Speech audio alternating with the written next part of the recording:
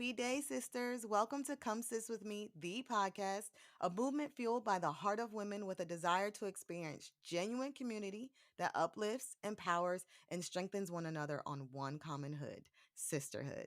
I'm your host, Mia, relationship counselor, coach, minister, and your sisterhood connoisseur. Join me as we walk through my honest conversations on all things sisterhood, womanhood, and whatever other hood comes up, with a goal of knowing that through it all, you got this, sis. All right. Hey, hey, hey. So today I wanted to talk about The Color Purple and Sisterhood. Have you guys watched it? I think it was released on Christmas Day 2023. Don't quote me on that. But um and I always want to say the colored purple. I have no idea why. I don't know if that's just we just a term that, you know, just hits deep. But anyway, the color purple. There's been mixed reviews about the color purple, but I loved it, and I'm not even a fan of musicals at all, except for Grease for some random reason. I don't know why. But the moments that were narrated by song were so powerful that the singing and dancing didn't even bother me that much. What did move me about the color purple is the necessity of a sisterhood that came up in multiple areas. Like the themes were just consistent, of sisterhood. It was woven in and out, and especially Black sisterhood. I don't particularly talk and categorize sisterhood as anything separate from, in colors, and even in ages, or even in, depending on where you are in life, single and married, whatever, kids, no kids, because there's so many different layers to us as women that I feel like those things just add in a perspective of differences and try to keep us separated. But the thing about the color purple is it wove all of those different storylines together and showed you the complexities of our lives as women, but how those things should not separate us. Like there's a necessity for sisterhood, even in all of those things. So if you don't know the color purple, if you haven't seen it, if you haven't seen the 1982 version, which is the year I was born, which is crazy. But if you haven't seen the color purple, first of all, sis, watch the color purple. Okay. If you're Black and you ain't watched the color purple, um, shame on you. It is like a rite of passage movie that you have to write.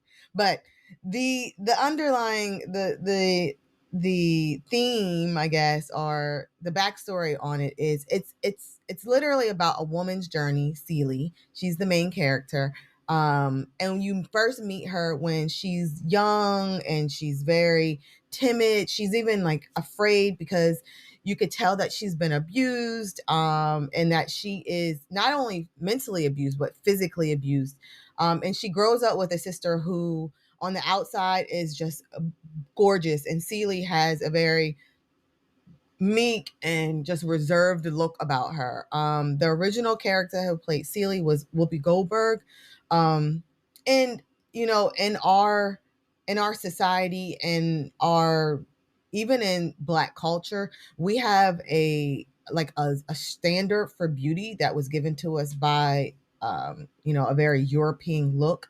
And so they differentiated Celie and her sister Nettie by those very kind of those European features, which is smaller lips, smaller nose, eyes, like kind of more symmetric to her face. Even though the original character, or the original person who played Nettie was still of dark skin, which I love that. I'm so glad that they chose like women, and didn't pit them against each other because of like their color. But either way,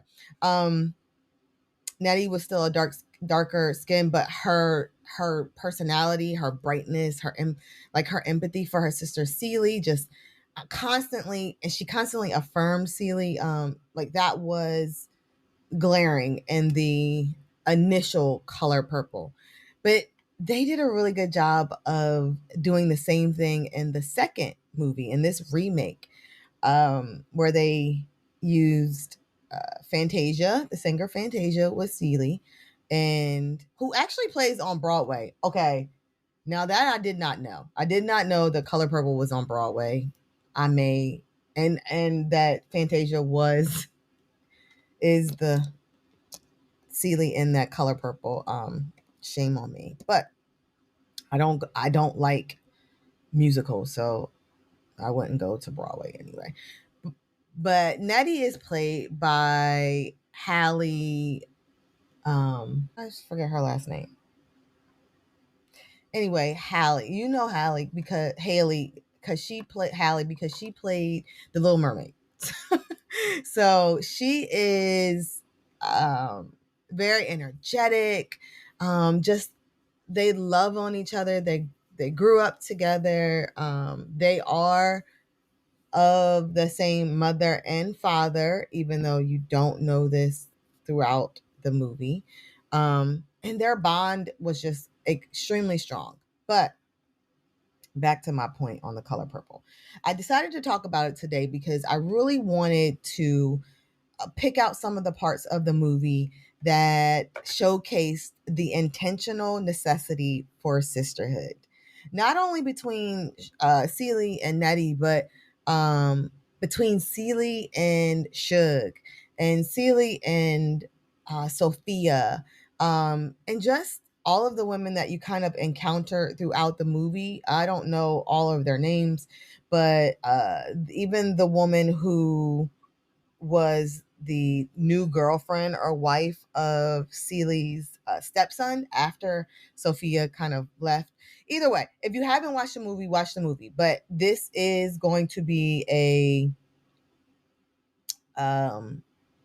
what's that thing when people like ruin the part for you? Like it's gonna be I'm gonna, oh my gosh, what is the word? Like I'm gonna tell you about scenes in the movie. So if you haven't seen it and you want to see it, you might want to turn off and just listen to this later, because I'm going to give some stuff up that you probably, you know, didn't know unless you watch the movie.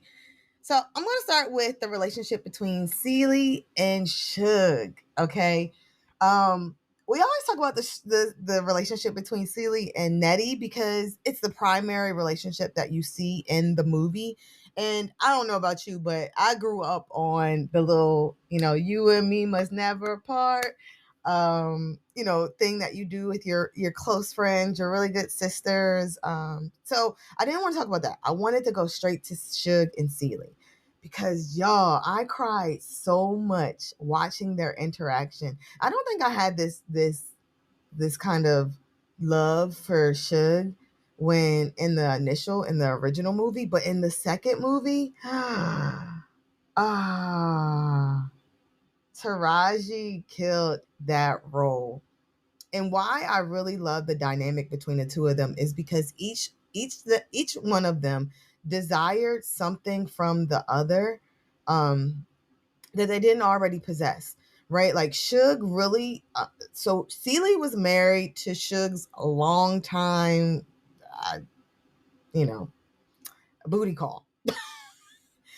And Shug wanted to marry him. Like they were actually in love with one another. But this man's father prevented him from marrying Shug because she was, how do you term it? A hoe. Right? Like she was known to sleep with multiple men.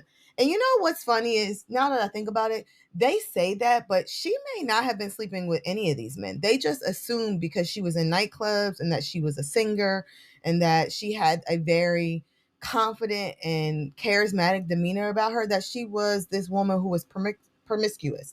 And we need to be very careful about how we distinguish women from one another based on their level of confidence, because what happens is, right, we then become jealous of them for no reason. And I'm kind of getting ahead of myself because I want to talk about that specifically in the relationship between Celie and Sophia. But back to Shug and Celie. So they both had something that the other one wanted. Shug wanted that life. She wanted to be married. She wanted to have a family, and she wanted to do it with the man that she loved and really enjoyed. And just couldn't because his father said no and he listened to his daddy.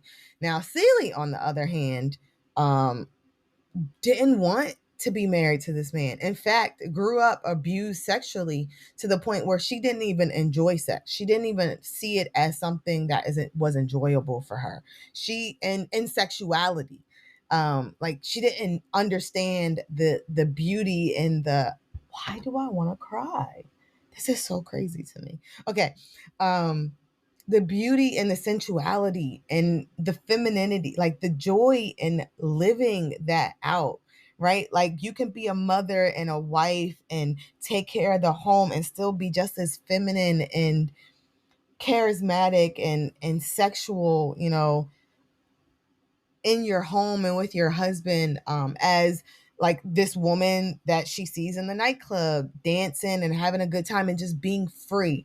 Like she didn't know that she could have that in her marriage.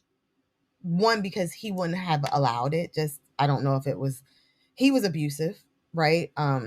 But she didn't grow up seeing that. And so she really desired this level of freedom that she perceived Shug having. And and Shug desired this level of kept, right? That Celie had, like not having to worry about how to take care of yourself because the husband is taking care of the house and the providing a roof, I should say, and bringing the money home and making sure you eat. Like you don't have to be out here singing and dancing and doing all these things and entertaining these people if you don't want to, essentially.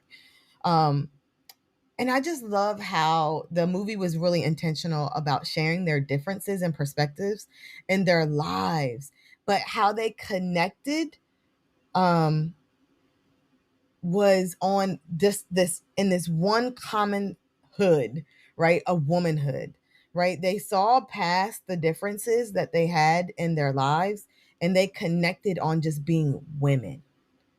Um each of them gave the other one something that they missed separately outside of one another. And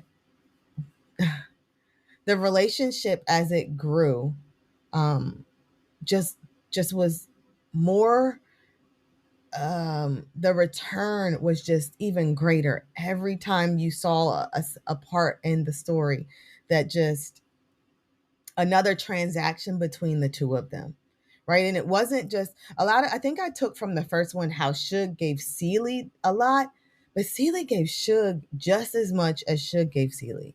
And it's just a beautiful, it was just a beautiful story of seeing how sisterhood, when you allow like your common ground, just being women, to overshadow the differences in your life. It would have been easy for Shug or even Celie to dismiss the other one, which in the very first movie, Shug actually did dismiss Celie initially. I don't know if you guys remember this part, but in the initial movie, when she looked up, she was like, "You sure is ugly," right? And so that was I'm laughing, but it's it's not funny. But that could have been, initially Celie thought of herself as ugly anyway. She didn't see herself as beautiful. And it was a way, I'm gonna go deep now and kind of spiritual, right? But this happens in real life to us all the time. We meet women for the first time and we may say something or do something that that either speaks to them, like either offends them or speaks to a already developing insecurity that they have, and we immediately dismiss that woman instead of seeing it as the enemy. Like the enemy likes to plant seeds between us so that we don't enter into community, so that we don't reach out to a woman who actually has some of the things that we desire and want out of one another, and instead or in our lives, right? Instead, we become jealous of them, or we become um, offended by them, and we don't seek relationship. So anyway, my point in saying that was eventually Shug then helped Celie see how beautiful she was. But if Celie would have allowed, even Shug would have allowed that initial seed to plant and root and grow, they would not have been able to get through the beautiful times that they had together. And eventually at the, towards the end of the movie, Celie leaving her abusive husband and, Shug like being there to champion her on throughout it all. Another part in the movie, and another relationship in the movie that I really love is the relationship between Celie and Sophia. I'm definitely gonna cry on this one because Sophia's character is just bomb. So in the original movie, Sophia was played by Oprah, and the original movie, in both of the movies, Sophia's character is very similar, very much the same. Strong personality. She ain't taking no mess from no man and nothing, right? And she was outspoken. She said what was on her mind. Didn't really matter who was listening, and it didn't matter to her if it offended a man, right? Like she said in one part of the movie that she grew up with watching her mother be verbally abused by her father, and she had brothers and sisters. She was like, I'm not taking that from no man. I said it, when I move out, when I get older, like that's not going to be my life. And she made sure of it, that it wasn't her life. But Sophia, Celie was jealous of Sophia. Sophia was married to Celie's stepson. Yeah, her husband's oldest son. And she watched as Sophia would navigate the home, navigate, that relationship and the things that she wanted to do with a level of freedom and a voice, right? And Celie was like jealous of that. And she said it in the movie that the a funny part in the original movie, and they didn't do it in the second movie. I was really mad about it. I was like, yo, that's like the best part. Was when Sophia came back to acknowledge Celie and was like, you told that man to beat me. And Celie was like, I ain't tell him to beat you. She's lying, but because she did tell him to beat her, because he came home, stressing to Celie that that Sophia doesn't listen. She's very strong minded and strong willed, and she's just gonna do what she's gonna do. And that's another episode, y'all. We gotta talk about our ability to navigate being a wife, but also a strong, confident woman. Okay, I'm gonna write that down for our next topic somewhere. Actually, I'm gonna bring my husband on. I'm gonna bring Scooty on. We talk about it. Because that is a plight. Anyway, point in all this was she told Harpo to beat him. And Sophia was like, you told him to beat me? Like, you tripping. We women, we supposed to stick together. Why would you tell that man to beat me? And Celia was like, okay, I'm gonna be real with you. I'm jealous of you. I'm jealous that you get to be this confident, strong woman who is able to voice like her opinions and not have any backlash, right? Not have any repercussions for you using your voice. And what that does for you, and for even for like the relationship that you have with your husband.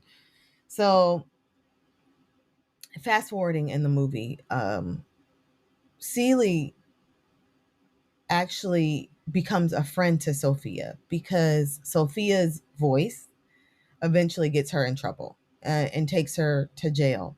And instead of Celie leaving Sophia in her most vulnerable time, right? Because at this point, Sophia was like, okay, you're not my friend anymore. And she left the family essentially. And it doesn't really say if they kept in touch, but you could tell that there was a level of still, meeting and talking with one another because there was a baby involved, right? But When Sophia went to jail, it showed how Celie came and visited her every week. And I think, I can't remember correctly, but Sophia was in jail for maybe like 6 years, 6 years, 7 years. It was a long time. Um, mm, okay, I'm not gonna cry, y'all, but this just warms my heart. And this is why I say there is such a necessity for sisterhood, because your sisters in their most vulnerable times, like Sophia wouldn't eat when she was in jail. The first couple of, I think it showed like the first couple of weeks or even months, like she was just wasting away because she had never understood what it was like to not have her freedom, to not to be able to express herself, to be stunted by bars, to be in literal jail, right? And Celie saw her, and she came there, and she was a light for Sophia. She was like, don't let this kill like what I was jealous of initially. Like, don't let that flame go out. Don't let that light go out. And there was a part in the movie where they came back together after Sophia was released from prison. She had to go work for the lady who she actually was put in jail for. Which, whoo, imagine what that does to like your self esteem. I know this is a movie, but this happens in real life. This happens in real life. Like things like this, maybe not in this exact way, but things like this happen that sometimes just shut us down, and we're then faced to actually work and maneuver through the very thing that tried to steal our light from us. Woo, y'all. Okay. Anyway, they're at this table. You know, everybody's sitting around. Shug then came back. Celie's at the table. Sophia is there. Sophia, at this point, you know, her husband is gone with her other kids. And so she's eating at the table. I think it was Thanksgiving dinner. And Celie finally finds her voice and she speaks up at the table. Shug is shocked. Everybody, all the women at the table are like, I mean, all the men are shocked too, but they're all like, whoa, where'd this come from? And what she said just cracked Sophia up. Sophia was laughing. And it was the first time in years that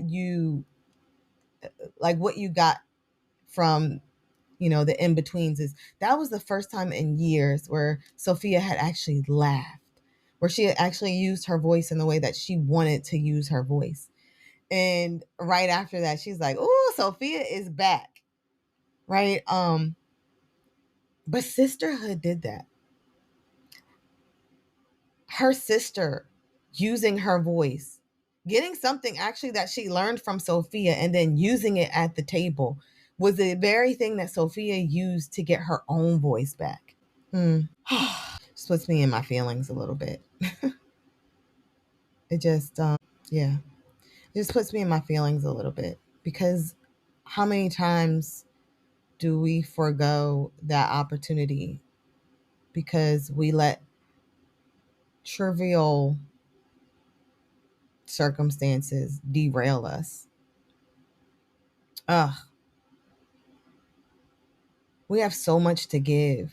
We have so much to receive from one another. And a lot of times we just let our circumstances get in the way, get in the way. But I don't want to leave this without talking about another part of the movie that I really enjoyed too. Because that was sad. Now let's kind of end on a good part. Towards the end of the movie, Celie's birth father dies. She didn't even know about this man. She thought that he was already dead. She didn't know that he was like living somewhere else. But apparently, when Celie's mom died, her father got really sad and wound up leaving. And there was a store that was owned. Oh, I'm sorry. I take that back. I'm wrong. Celie's father left her mother. They got divorced or something. I probably didn't pay attention to that. Anyway, her mother then married another man who was her stepfather. And when her mother died, the store went to the stepfather, even though he technically did not own it. Nobody knew that. I mean, I'm assuming back in the day, men could just do whatever they wanted, essentially. But when Nettie's birth father actually did die, there was a will that left the store to Celie and Nettie, because that is who originally owned the store. So by this time, her stepfather had died anyway. And so the store was given to her in the will. So when they were reading the will, the new wife of of her, Celie and Nettie's father, said, "Hey, the store is yours. The land is yours. The father's land and the store was left to you in his will." And y'all, I broke down. Like, that part broke me down. Because here's what I want you to get from that Celie's father never forgot her, that the land and the store was in his will, because that was the inheritance that was rightfully hers as a daughter and an heir to his throne, essentially. But it's so representative of how God is with us, and how nothing can tear us away. Even like the very ugly, nasty, chaotic, sinful things of this world cannot tear us away, rightfully tear us away from the inheritance that is yours, that is ours. The land in the store is left in the will to us. It is ours, right? The sisterhood part of this is when all the girls got together and celebrated Celie. Like, this is before Nettie came back, but that the women, when she got her land, when she got the store, all of the women was in there like, yes, what do you need? How do we set this up for you? How do we make this a thing? Because this is yours now. So like, how do we come together and, support you in this new thing? The influence of supporting and celebrating one another, like, even provoked the husband that Celie left, the abusive man, to want to celebrate Celie as well. That's what sisterhood does. That's what, I can scream. Okay, I'm not going to scream. That's what sisterhood does. Can you hear? I'm excited. That we celebrate one another, and then we influence others to do the same. That's why I'm going to specifically talk to Black women now. That's why it's imperative that we celebrate one another, that we create a culture of celebration in our sisterhood, because other people won't celebrate us. They don't understand the plight. They don't understand the things that we have to go through on a daily basis. Doesn't matter if you're married or single or a mother or going through infertility or still waiting on your promise. It doesn't matter if you've been abused or had the best family growing up. It doesn't matter if you're a sibling of multiple, or if you're an only child, or if you're old or young. Y'all, when we celebrate one another, the influence of our supporting and celebrating one another encourages others to do the same. It's like it's a ripple effect. It's like, oh, I want to do that too. Oh, I want to celebrate Black women. And while at first it may be a fad, it may be a trend, guess what happens when we continue to do it on a, now not just a consistent basis, but an intentional basis, right? I make a point that each week I pick a woman in my circle or in my community, or even someone that I don't know, and I celebrate them. Sometimes privately, most of the times privately, but sometimes publicly, right? I have this thing where I don't actually. It's a personal thing. I just don't like to, because sometimes I forget. I mean, we're natural, like we're women. We have busy lives, and but I don't like to give birthday shout outs. I don't even give birthday shout outs to like my family. The only birthday shout out I really give out is my husband, because I'm never going to forget his birthday. It's the best thing in my world. But I don't give out birthday shout outs anymore, because it created a confrontation between me and some women who were like, oh, you didn't give me a birthday shout out. And I had just given a birthday shout out to, I think, my prayer partner at that time. I had given a shout out to her, and I forgot to shout out someone else. But the enemy is so nasty. Like, sisterhood is my thing, right? That he would purposely try to use something so genuine from my heart to provoke a woman to think that I was like, I didn't love her or celebrate her enough. So I don't give birthday shout outs anymore. I privately write people messages now, when I remember, because sometimes I don't remember either. But I also make a really, like, I'm really intentional about writing people's birthdays down, and even like going to look ahead of time, because your birthday is really important, right? Just like your name. You don't really want to get those two things wrong. But when people remember you and make a point to celebrate you, it just does something. But there is something really important about, like, those birthday shout outs, and how it provokes other people to want to support and celebrate you too, because they see someone's loving on you and they're like, oh, I want to love on this person too, right? Even if it's not from genuine from their heart at the beginning, it doesn't matter, right? There's scripture that Paul talks about, where some of the followers and new converts are like, hey, what do we do about these people who are like preaching and speaking the name of Jesus? And we know, like, they're not real teachers. They're not even genuine, like, in their actions. They're just saying his name. And Paul was like, so they're still saying Jesus. Like, that's the point. Like, it doesn't matter if they don't really know the foundation of it yet. Now, this is not for mature believers, but okay. But when you understand, like, as long as your name is being spoken, good, bad, and different, right? There's a level of influence, right? You're planting a seed somewhere. So it doesn't matter if they say Jesus, or if they're speaking it based on because they actually know Jesus, or because they actually hear someone else saying it. They're saying Jesus. So the same thing is the same thing, right? Whenever I see someone being celebrated, oh, I jump on board. I'm like, oh, I want to celebrate them too. And that influences other cultures. That influences the other gender, right? To say, hey, I want to celebrate this woman too. And that's what happened at the end. I said, oh, that was a lot to get to a little. That's what happened at the end.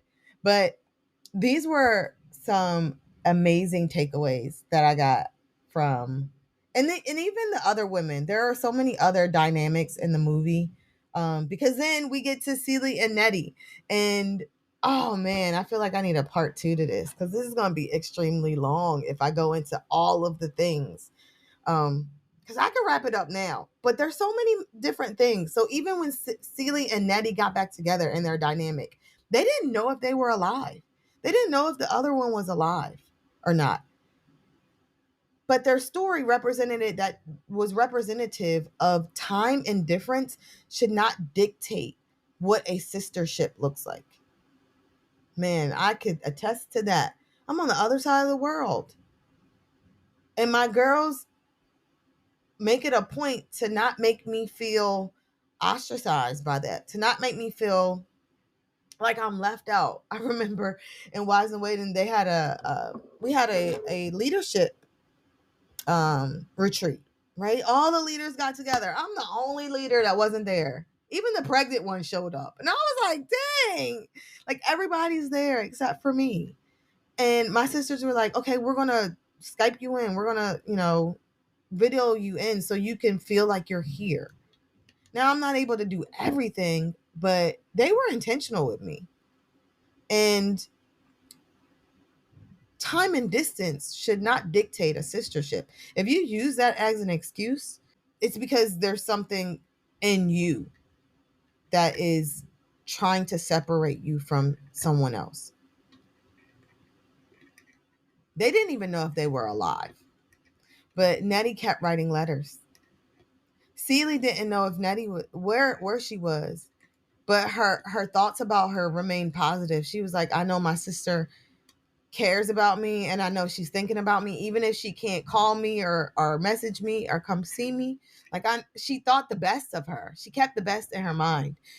And I'm gonna challenge you guys in this, because I'm thinking about a situation personally that happened with me, where me and a good friend separated, right? Even in disagreements, even if you had an awkward ending, um, I want you to choose to see the separation and remember the best about your sister, right? Like, accept that the separation took place. Maybe you guys didn't end on best terms. Maybe it didn't go the way you thought it should go. But that does not negate the entire relationship.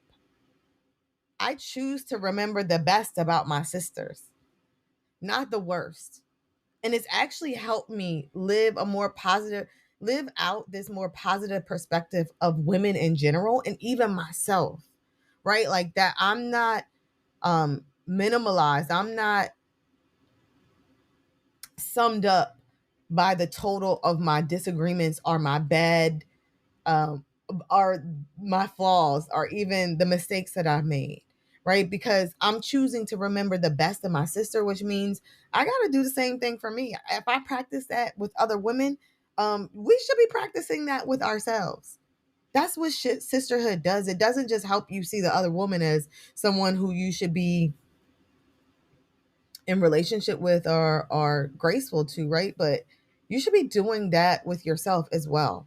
All right, so I'm gonna sum this up because I feel like I could have gone so many different areas, right? But I don't want to make this a 40-minute podcast because science says that you guys really only listen for a good 20 something minutes consistently.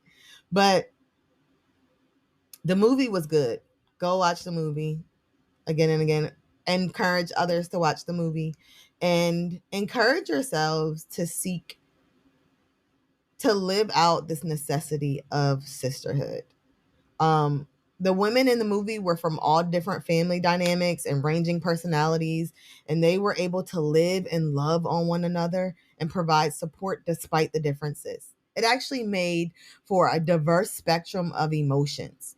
And what's great about that is when you like en- engage in someone that is vastly different from you. Maybe they express their emotions quite differently from you, crying or laughing, or maybe they're really bold in their words or meek in their language. Like that teaches you something about them, but it also teaches you something about you, right? Like I've learned how to manage my emotions in different circumstances with people because I acknowledge that there's a different way to do things other than just the way Mia does it.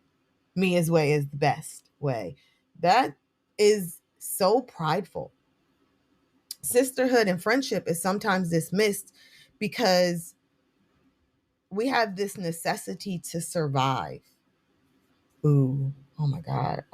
This is going to be so long. I feel like I have to pull that out. Yeah. Okay.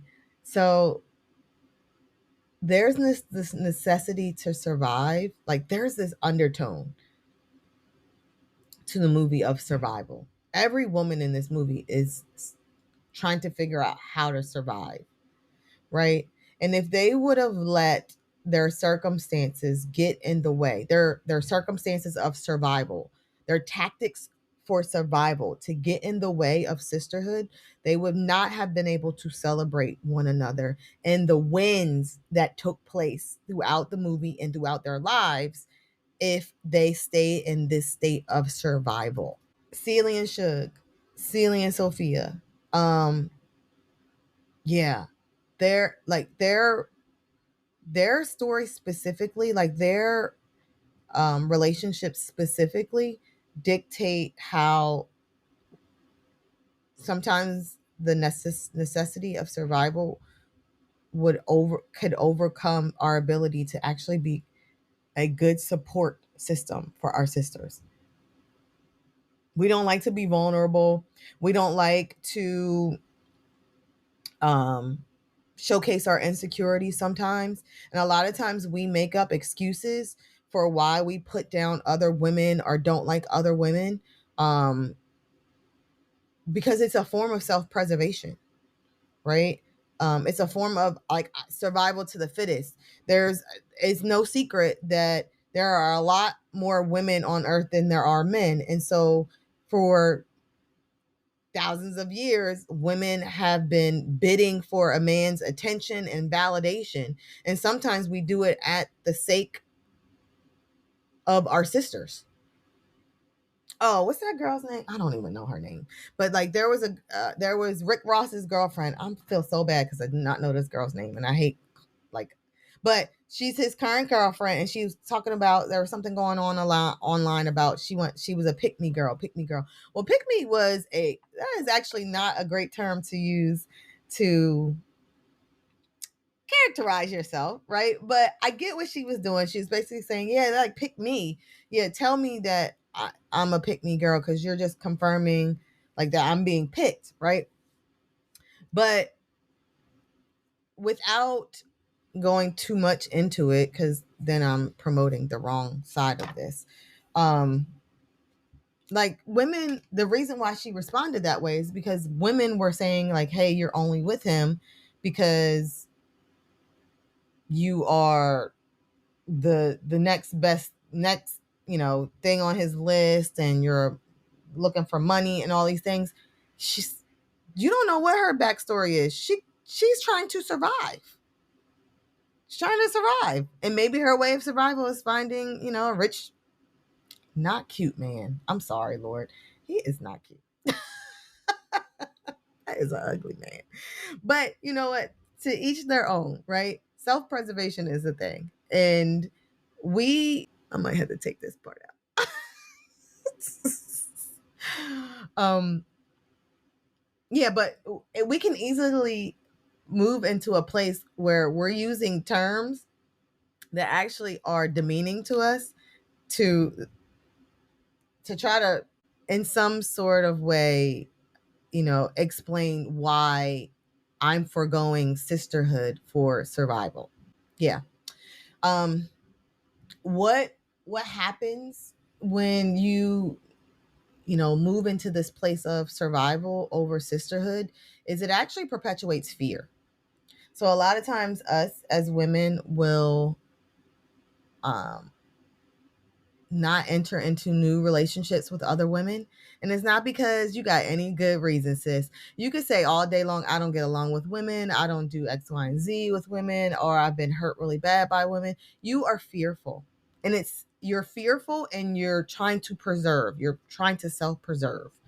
But what that does is keep you in a constant state of survival.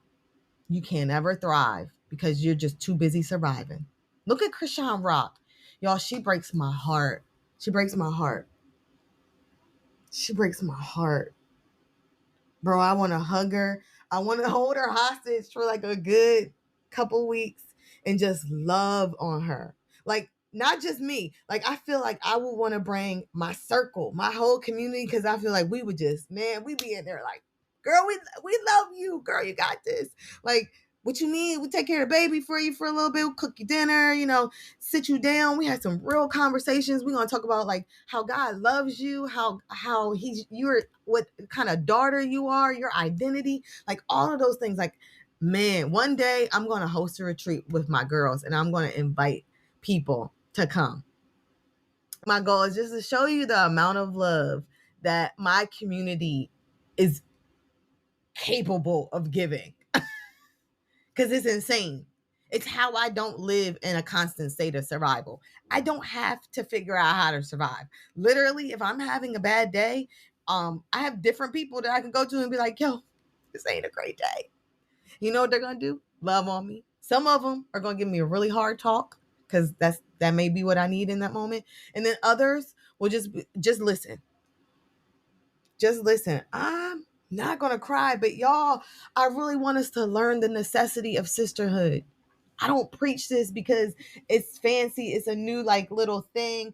I've been doing this for a very long time. Maybe you're just hearing about me. Maybe you're just knowing about me. Maybe you're just learning who Mia is, right? But I'm gonna toot my own horn for a little bit.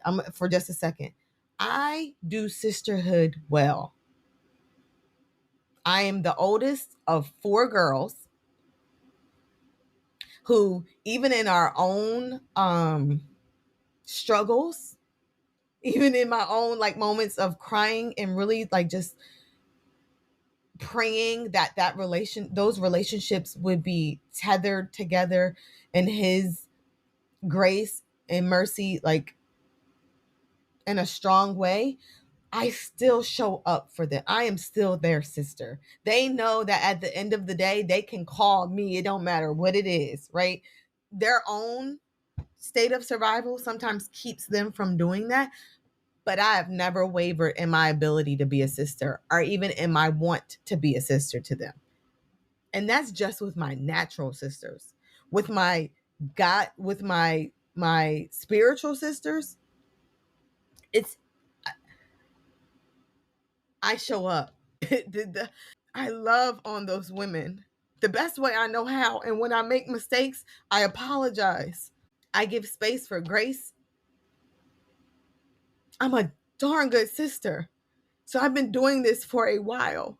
And it's why I promote it the way that I do, because if you do it right, if you use sisterhood in the way that God actually intended for it to be used, you don't have to survive the hard things in life. You can thrive through it. You can live through it. Live, Live, capital letters. You can live through it. So I'm going to close there because I'm not going to cry this whole like ending. This whole episode, but this was real for me. This was real for me, and I really love how the color purple just kind of showcased the benefits of what this looks like in real life. Even though it's a movie, just sometimes those are real tangible examples that we need. That we need just to show us that it's possible. That is even remotely possible. And if you don't know how it's possible, like if you really don't know how it's possible, guess what, guys? I do relationship counseling and coaching. I'm an inner healing and deliverance minister. Maybe I've never told you guys this before, but I'm starting to walk into like this new level of confidence this year. And just being really honest about the gifts that God has created me with. And I'm willing to help you with that. Like, send me a message, send me an email, DM me. I have all of my forms of communication online. Like, you can really reach out. Send me an email, heysis@comesiswithme.com. Let's connect. Let's talk about like what your struggles are. I am going to be speaking at the Beyond Brokenness retreat in August. Look it up. Figure out how you can get there. And join us. It as a woman. It's a necessity in your life as a mother, as a wife, as a single woman, as a entrepreneur, a working 9 to 5, a a servant, right? Someone who serves. It's necessary.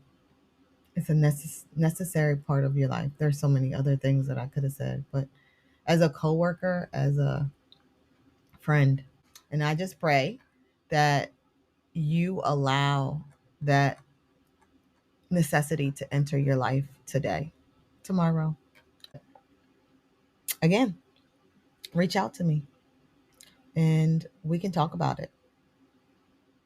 So that's it for this episode. I want to thank you. Yeah, I hope to hear from you and talk to you on the next podcast episode. And if you don't already know, sis, you got this. Bye.